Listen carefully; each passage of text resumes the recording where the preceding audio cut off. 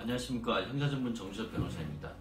이번 시간에는 도로교통법상 음주운전, 그 중에서 음주운전에 단속이 돼서 이제 음주 측정을 하게 되지 않습니까? 그 음주 측정 과정에서 발생하는 문제점, 의문점에 대해서 말씀드리도록 하겠습니다.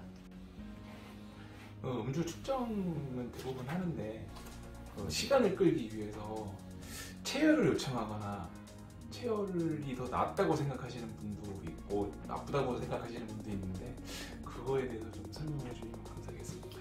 결론은 일률적으로 말씀드리기 어렵다라는 것인데요. 먼저 이제 음주를 했을 때 그 혈중 알코올 농도가 시간이 지남에 따라 크게 포물선을 그리게 됩니다. 그러니까 혈중 알코올 농도가 높아졌다가 시간이 지나면서 점점 낮아지는 경우거든요. 그러면 예를 들어서 내가 술을 먹었다. 술을 먹었는데 음주 측정에 당했다. 그러면 그 현장에서 음주 측정기에 호흡을 불어서 측정을 하는 게 나으냐, 아니면 30분이나 40분 정도 이 병원 이동거리 시간을 고려해서 병원으로 이동을 해서 체열을 통해서 측정을 하는 게 나으냐, 그 둘 중 하나 고민이 되실 텐데, 방금 말씀드린 대로 두 가지 경우가 있습니다. 예를 들어서 내가 술을 마신 지 얼마 안 돼 가지고 지금 단속이 돼서 호흡을 해야 된다. 근데 그 호흡을 하는 그 시점이 이 음주 상태에서 혈중 알코올 농도가 점점 상승하는 구간이라고 한다면,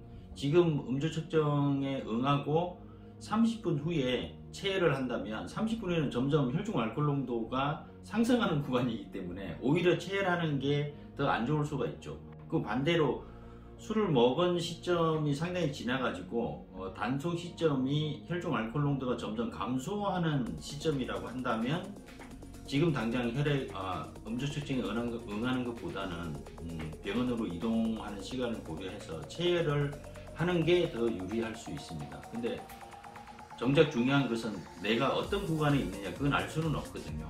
그래서 어떤 게 더 유리하다, 현실적으로 그거는 선택하기는 어렵습니다.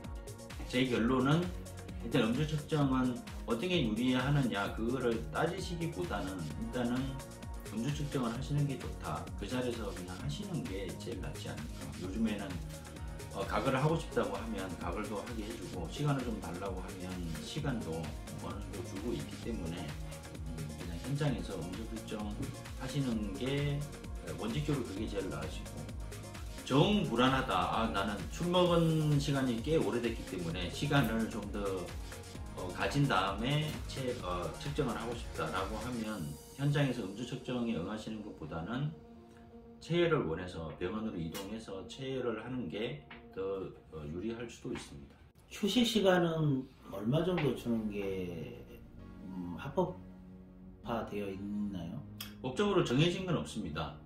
경찰은 근데 뭐 아주 장기간은 아니겠지만 사람들 막 변명을 대거든요. 지금 힘들어서 호흡이 곤란하다, 갑자기 화장실이 급해서 화장실을 다녀와야 된다라고 그런 식으로 변명을 하는 경우가 있습니다.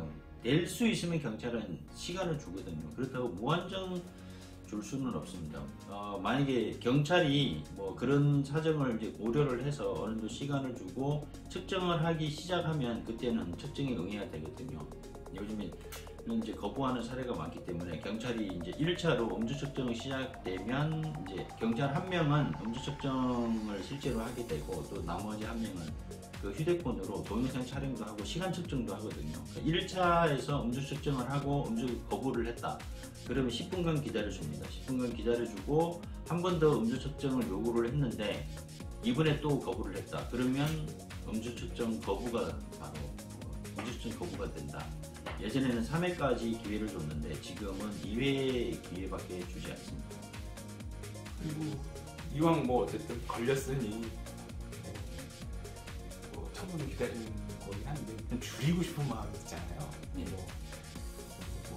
그거에 대해서 이제 거리 같은 것도 보고 골목에서 걸렸는지 일반 도로에서 걸렸는지 고속도로에서 걸렸는지 이런 것들도 좀 차이가 있을 것 같은데, 그런 거는 좀 이렇게 실무에서 어떻게 좀 되나요? 예, 양형에서는 이제 그런 부분들이 고려가 됩니다. 그러니까 운전하는 장소가 예를 들면 일반 자동차 도로였는지 아니면 보행자들이 많이 다니는 골목길이었는지, 그리고 주행거리가 어느 정도 되는지, 그 운전을 하게 된 경위가 어떻게 되는지, 뭐 대리운전 기사를 부르려고 시도는 했는지 그런 거를 고려를 해서 이제 최종적으로 형을 결정을 하게 됩니다. 대리운전 기사 뭐 많이 나왔으니까 하는데 네. 대리운전 기사들이 이제 주차장까지 딱 정확하게 내 자리까지 딱 넣어주면은 감사하겠는데 또 안 그러고 상황상 골목길에 주차할 곳이 없어서 골목길에 대놓고 그렇게 해서 그냥 가시는 상황도 있고 하면은 또 상담 오시는 거 보면 또 그 주차를 했는데 이상하게 자기가 음주운전에 걸렸다는 그런 상담을 많이 하시거든요. 그렇게 해서 만약에 주차를 하는 과정에서 이렇게 걸렸다고 경찰한테 단속이 됐다고 하면 그것도 좀 선처가 되나요? 선처는 되는데 문제는 그렇게 하더라도 음주운전에 해당한다는 것이거든요. 대리운전을 이용해서 집 앞까지 갔을 때 아파트 같은 경우보다는 이제 주택가에 있을 때 문제가 많이 되는, 주택가에서 주차하기 힘들 때 뭐 주차 공간을 찾거나 이제 그럴 때 대리운전 기사분 입장에서는 또 다른 데 가야 되니까 시간이 많이 걸리고 하면 집 앞에까지만 가서 그냥 돌아가시는 경우가 많거든요. 그러면 이제 이 음주를 하신 상태에서 주차만 하면 되겠지 하고 이제 주차를 하게 되는데, 그것도 음주운전입니다. 그 음주운전은 술에 취한 상태에서 바퀴가 움직이기만 하면 음주운전에 해당하거든요. 그러니까 나는 집 앞까지 갔습니다 라고 이제 얘기를 하시더라도 일단 음주운전에 해당합니다.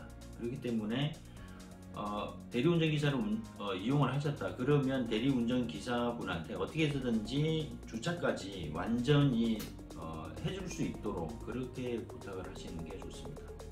특히나 요즘에는 이 경찰관 직무집행법상 일종의 신고 포상금 제도라는 게 생겨가지고 아주 예외적이긴 하지만 대리운전 기사분들 중에는 이제 운전하는 대리운전 과정에서 이 술에 취한 차주가 뭐 아주 감정이 상하는 얘기를 하거나 해서 기분이 나쁜 경우도 있거든요. 그럴 때는 대리운전 기사가 집 앞까지 가서 주차까지는 안 하고 그냥 돌아갑니다. 돌아가다가 한쪽에서 가만히 지켜보고 있거든요. 지켜보고 있다가 이 음주하신 차주가 주차하는 거를 이제 카메라로 촬영해가지고 신고하는 경우도 아주 예외적으로는 발생하는 경우도 있습니다.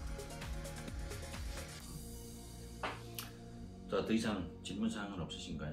그러면 오늘은 여기까지 말씀드리겠습니다. 다음 시간에 또 뵙도록 하겠습니다. 감사합니다.